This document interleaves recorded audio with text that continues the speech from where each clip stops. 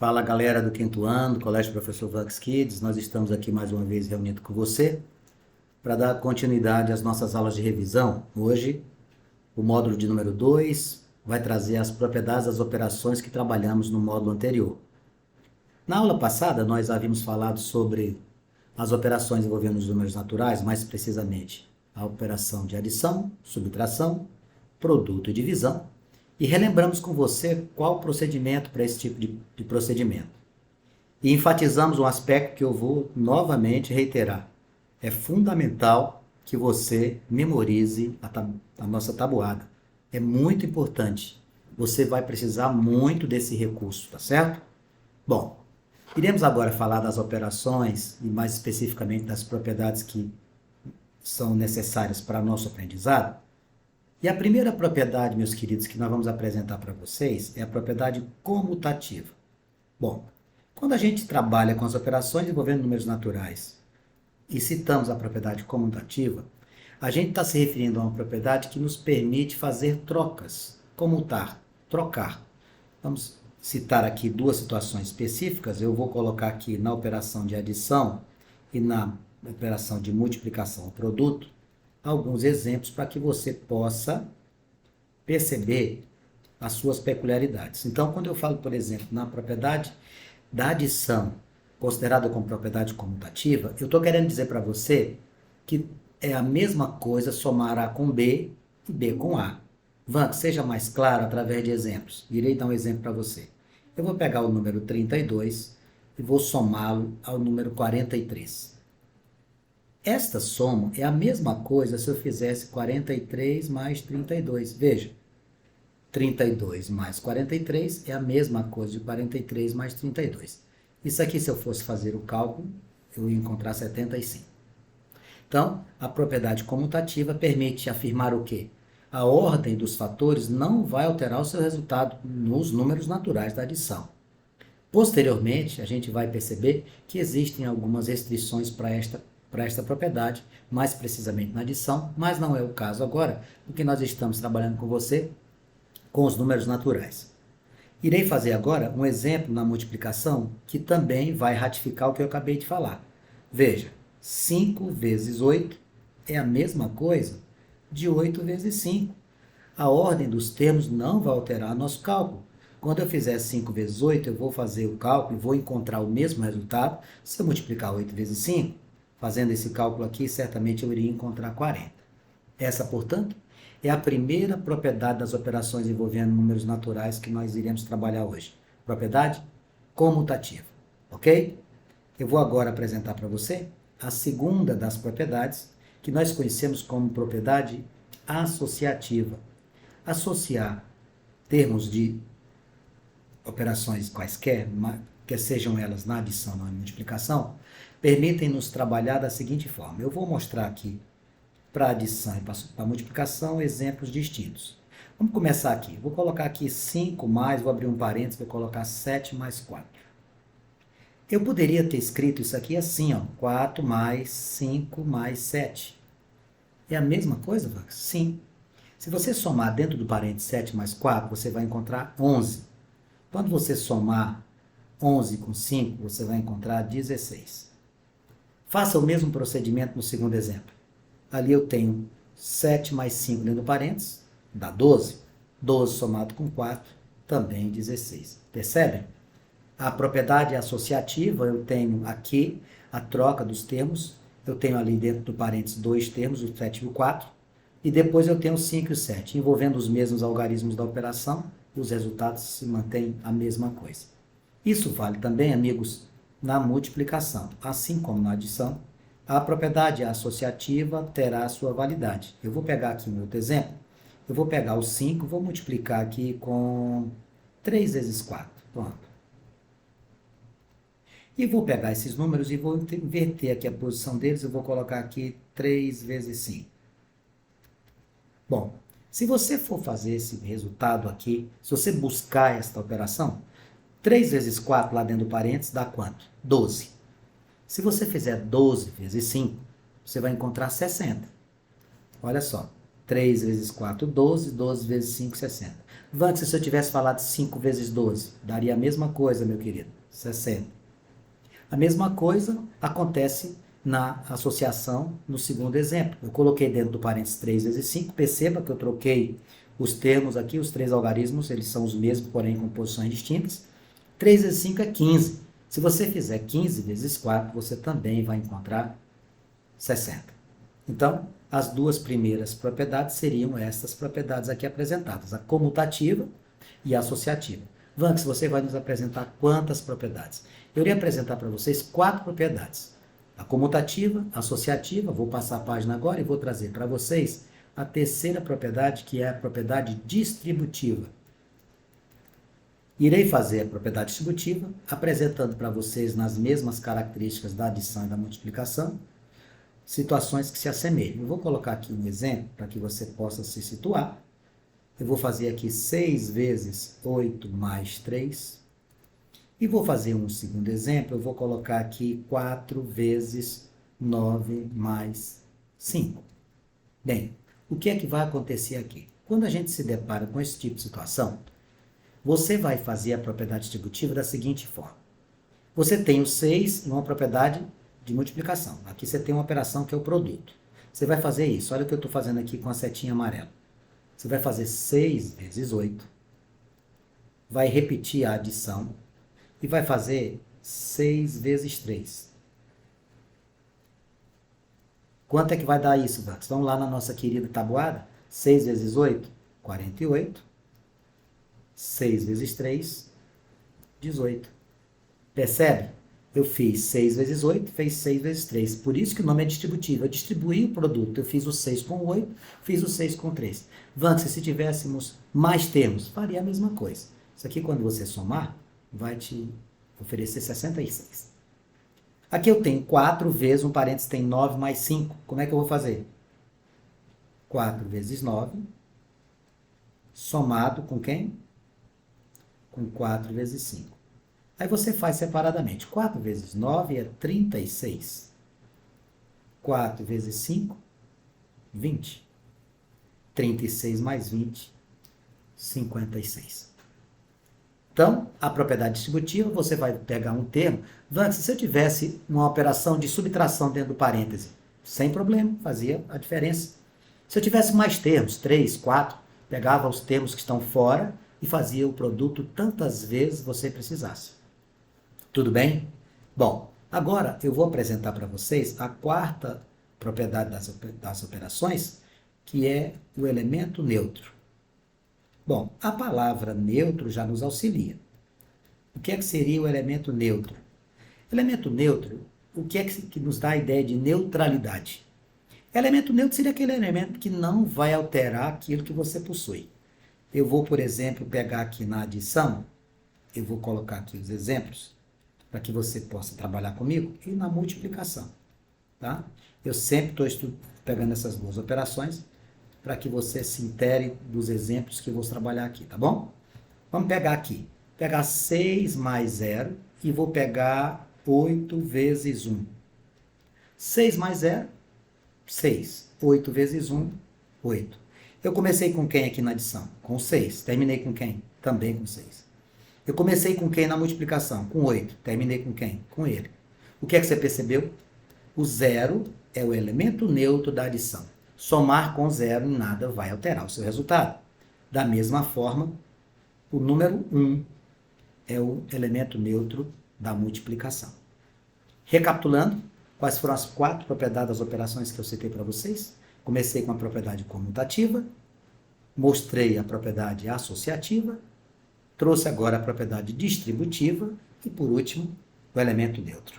Bom, essas operações se tornarão muito comuns na resolução dos exercícios que você se depara no dia a dia, e para que a gente possa se situar, para que a gente possa trabalhar algumas situações práticas, que é importantíssimo, eu costumo dizer, meus queridos, que a gente não aprende matemática sem riscar.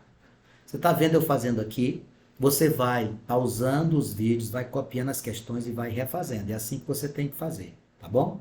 Eu vou colocar aqui alguns exemplos, usando a nossa lousa, para que você me ajude a efetuar suas resoluções aplicando as propriedades que a gente acabou de comentar. Estou aqui colocando 2 exemplos.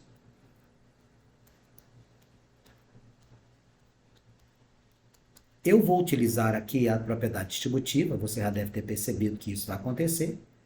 Eu tenho agora 3 termos na letra A e tenho 2 termos na letra B com uma operação de diferença ou subtração. O procedimento é o mesmo. Ó, aqui, ó. 6 vezes 8, mais 6 vezes 5, mais 6 vezes 7. Vamos lá, vamos usar a nossa tabelinha fundamental aqui, que é a tabuada. 6 vezes 8, 48. 6 vezes 5, 30. 6 vezes 7, 42. No módulo 1, nós trabalhamos com as operações fundamentais e mostramos a adição. Você vai fazer o que aqui? Você vai colocar o 48, o 30 e o 42, colocando a unidade e a dezena nos seus respectivos lugares e fazer a operação. 8 mais 0, 8, mais 2, 10. Vai 1, 5, 8 e 4, 12. Então, essa nossa querida expressãozinha aqui vai me dar quanto? 120. Bom, o segundo exemplo, eu tenho também uma propriedade distributiva, mas eu estou com um sinal de menos. Você vai fazer isso, ó. 9 vezes 6, menos 9 vezes 4. Quando você fizer 9 vezes 6, você vai encontrar 54. Quando você fizer 9 vezes 4, você vai encontrar 36. 54 menos 36, unidade embaixo de unidade, dezena embaixo de dezena. 6 para 14, 8, vai 1. 4 para 5, 1. Pronto. Essa seria a nossa aplicação. Obviamente que existem outras situações que irão vão ser colocadas para que a gente possa resolver, e a gente vai ter que utilizar do recurso da interpretação. Você vai tentar contextualizar os exercícios, você vai tentar buscar as informações que são relevantes. Matemática é um jogo que, na hora de começar a resolver os exercícios, eu costumo dizer para meus alunos o seguinte: ao invés de você procurar a resposta, inicialmente você tem que achar a pergunta. É por isso que a gente vai treinar aqui algumas situações práticas envolvendo aritmética básica. Alguns problemas que eu trouxe para você, eu vou copiando. Se você quiser fazer antes de mim, eu vou anotando aqui. E à medida que a gente colocar, a gente vai discutindo o que está sendo cobrado, porque muitas vezes é como eu disse para você. Deixa de resolver o exercício porque não sabe o que está sendo perguntado. Fica procurando a resposta antes da pergunta. A gente tem que ficar atento com relação a isso, viu? Deixa eu copiar aqui esse texto. E aí você faz junto comigo, tá bom?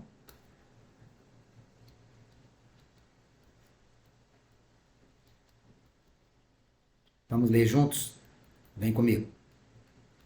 Uma escola conta com 2.712 alunos. Desse total, 810 são meninas. Quantos são os meninos? Bom, para eu saber quantos são os meninos, já sabendo o valor da quantidade de meninas existentes na escola, aqui eu vou fazer uma operação de subtração. Qual é o total de alunos que a gente possui? 2.712. Quantas são as meninas? 810. Vamos lembrar aqui, ó, unidade, dezena, centena, milhar. Você vai colocar o 810 exatamente aqui e vai fazer uma conta de subtração. 0 para 2, 1 para 1, 8 para 17, perceba, vai dar 9, vai 1, 1 para 2, 1. Se uma escola possui 2.712 alunos, dos quais 810 são meninas, 1.902 serão meninos. Essa seria a nossa resposta. Então, são situações que a gente vai procurar sempre montar para que a gente possa ler o texto, buscar a operação envolvida no respectivo exercício, tá bom? Vou passar aqui a nossa tela. Não se preocupe, esses vídeos eu estou encaminhando para você. Se você quiser, a gente também providencia arquivos com os textos das questões para que você possa se identificar e você possa praticar. Vou colocar aqui a questão número 2. Vamos aqui colocar, falando aqui sobre uma distribuidora de livros. O texto diz assim: uma distribuidora embalou 42.512 livros.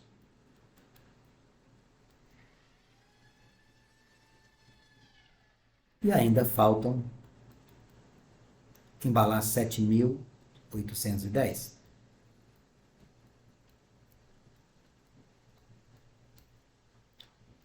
Quantos livros no total serão embalados? Vamos lá? Primeira coisa que você tem que fazer é descobrir o que está sendo perguntado.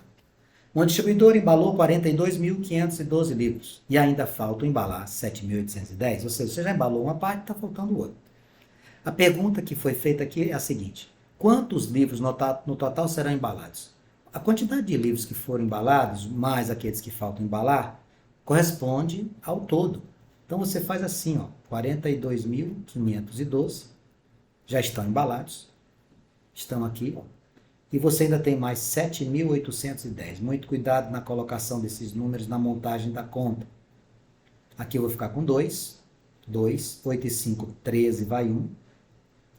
7, 2, 9 mais 1, 10, também vai 1. 1 e 4, 5. Você tem um total de 50.322 livros. 50.322 livros. Tudo bem, meus queridos? Bom, agora nós vamos trazer para você mais um probleminha. A dificuldade que a gente tem nas aulas que são gravadas é que a gente não tem o contato direto com você. Porém, qualquer dificuldade que você tiver, qualquer exercício que você queira que eu faça alguma abordagem, relembrar algum tipo de informação que a gente tenha citado, você pede para a sua professora, ela encaminha para mim, a gente comenta novamente, tá ok? Vamos lá. Eu vou agora fazer o terceiro exercício, o terceiro probleminha, que diz o seguinte, ó. Pedro estuda 3 horas por dia. Bom, eu queria dizer o seguinte: ele estuda 3 horas por dia, fora o tempo que ele passa na escola, tá? Exceto sábado e domingo. O Pedro não estuda sábado e domingo.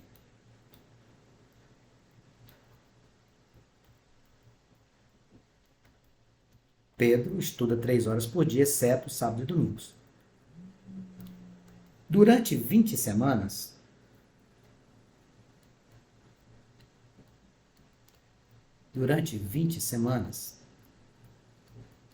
quantas horas ele irá estudar?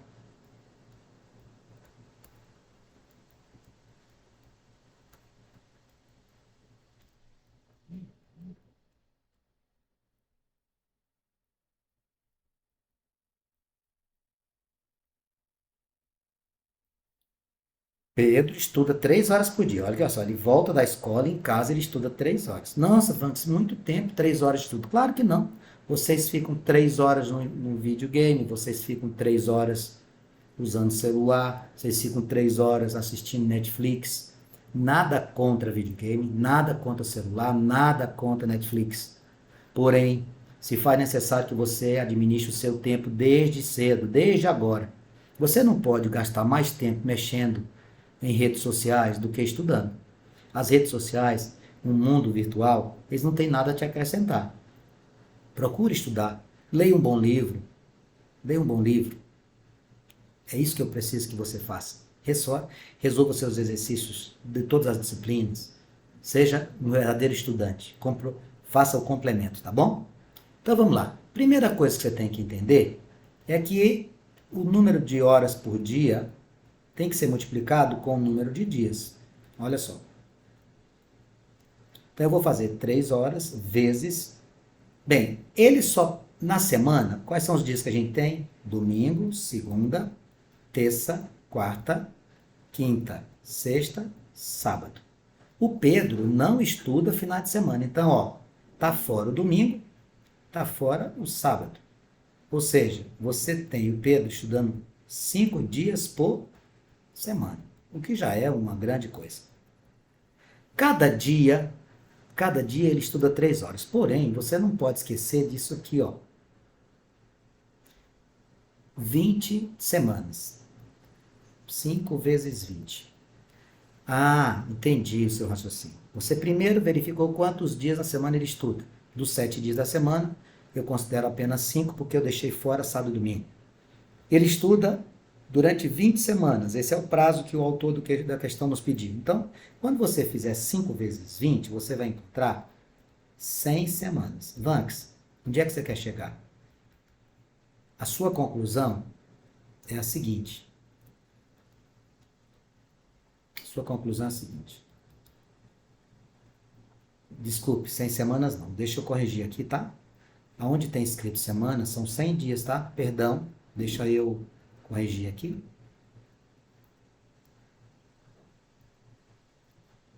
Eu vou apagar aqui essa semana, tá?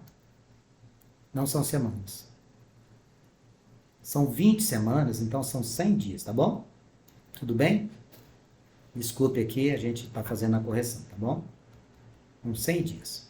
Então, eu vou pegar aqui, eu sei que ele estuda 3 horas por dia, em 20 semanas, são 100 dias que ele vai estudar, ele vai ter um total de 3 vezes 100 dias. São 3 horas por dia.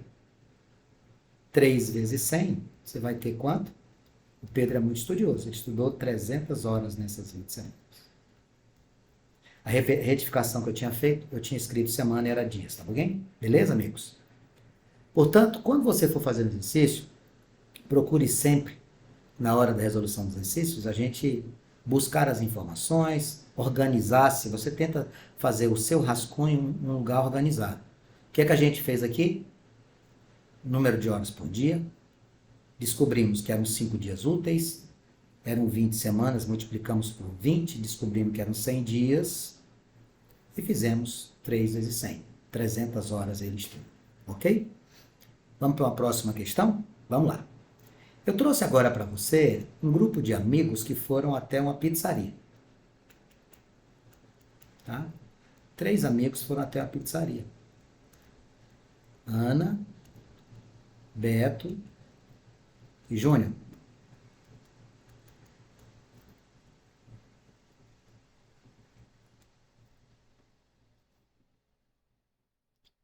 Fizeram um encontro, né, de amigos e a despesa foi de R$ 123. R$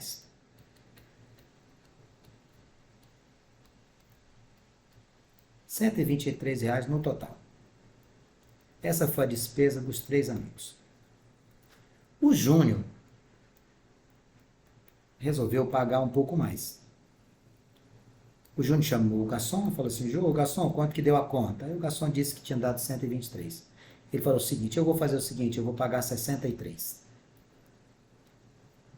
Ah, ele já deu uma ajuda boa, né, Vamos? Sim. Aí a pergunta é o seguinte, quanto os outros 2 amigos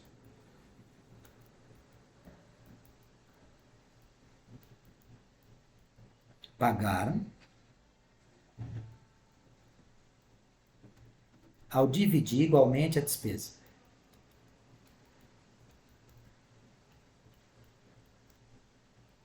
Ou seja, dividir igualmente o restante da conta, né?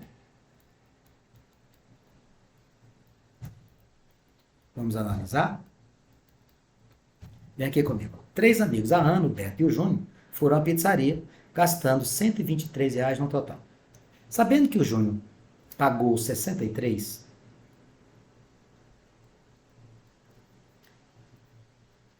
quanto os outros 2 amigos, quem seriam os 2 amigos aqui? A Ana e o Beto, pagaram ao dividir igualmente o restante da conta. Então, nós temos aqui 2 contas. Inicialmente, nós temos uma conta de subtração. A nossa despesa foi de quanto? A despesa foi de 123. O Júnior resolveu sozinho pagar 63.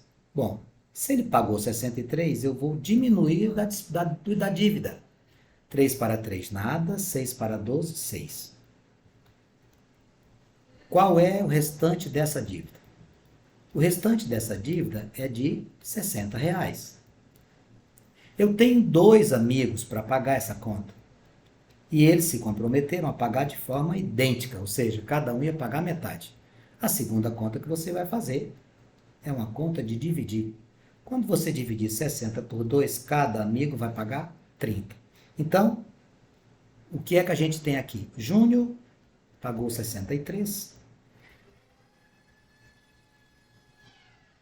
A Ana e o Beto pagaram 30 cada.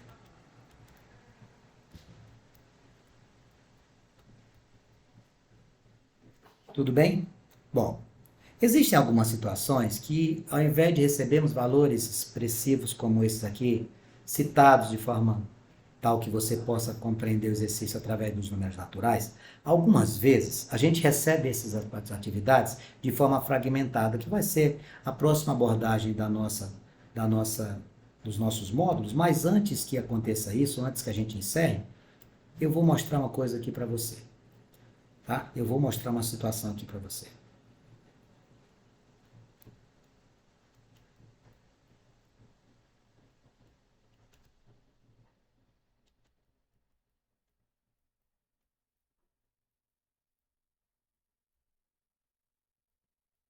Vou criar uma outra situação de pizzaria aqui, tá?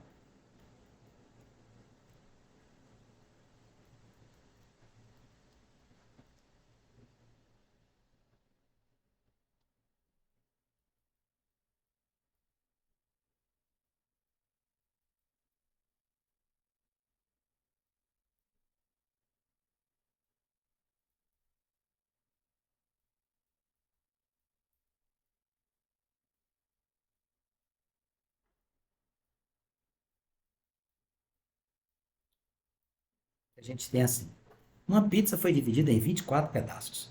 Pedro comeu um terço da pizza. Maria, a metade do que restou. Carlos, o terceiro amigo, comeu o restante da pizza.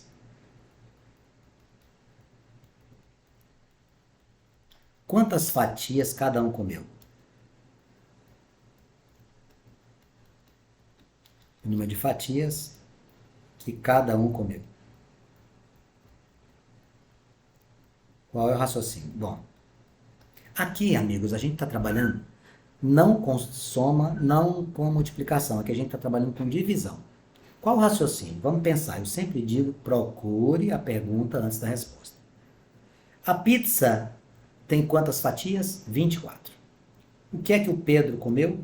O Pedro comeu um terço. O que é que significa dizer isso? Significa dizer que você pegou a pizza, dividiu em 3 partes iguais, o Pedro consumiu uma. A terça parte de alguma coisa nada mais é do que você dividir por 3, tá? Dividir por 3. Então, o Pedro comeu 24 dividido por 3. Quantas fatias? O Pedro comeu 8. Bom, já resolvemos aqui a situação do Pedro. A Maria comeu a metade. Cuidado! Muita gente erra aqui, sabe onde? Pega a metade, que é dividir por 2, da pizza. Não foi isso que aconteceu. Se fosse a metade da pizza, a Maria tinha comido 12 fatias. A Maria comeu a metade do que restou. Você tinha 24, presta atenção. O Pedro comeu 8. Você tem 16 pedaços restantes. Tudo bem? Ah, entendi. A Maria vai comer a metade de 16, exatamente. Então, quando você estiver aqui, você vai dividir 16 por 2. Então, Maria comeu quanto? Também comeu 8 pedaços.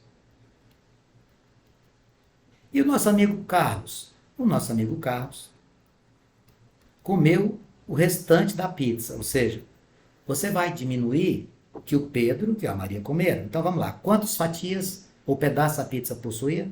24. O Pedro comeu quantas? 8. A Maria comeu quantas? 8. Então, você vai fazer essa continha. 24 menos 8 menos 8. 24 menos 8 dá 16. 16 menos 8, 8.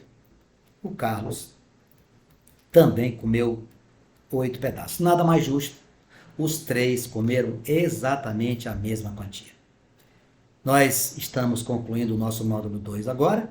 Espero que você tenha gostado da aula, espero que você refaça as atividades e até lá você vai resolvendo os exercícios da sua apostila, vai tirando dúvida com a sua professora e vai mergulhando nesse universo maravilhoso, apaixonante que é a matemática.